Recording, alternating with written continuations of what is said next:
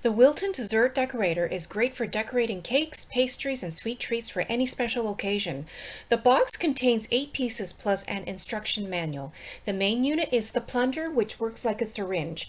It can be taken apart to make cleaning easier, so you can use it over and over again, unlike piping bags that are difficult to impossible to clean. There are 4 decorating tips, a full tip, and 2 couplers. With these tips, you can create round shapes, stars, petals, leaves, or they can be used to fill the inside of your sweet treats. The pieces are plastic but seem pretty durable. I find all the pieces very easy to clean, and although the tips are supposed to be dishwasher safe, I usually end up washing them by hand since the syringe needs to be hand washed. I'm actually very pleased with this set.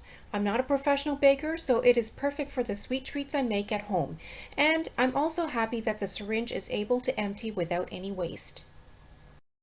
Here you can see how quickly and easily I can fill up the plunger with whipping cream. Then I select a tip and screw it into the end. Then dispense the whipped cream topping using the syringe.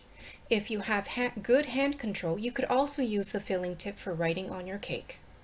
And if you don't have much of a sweet tooth, you could also use this to pipe out the topping for deviled eggs as well.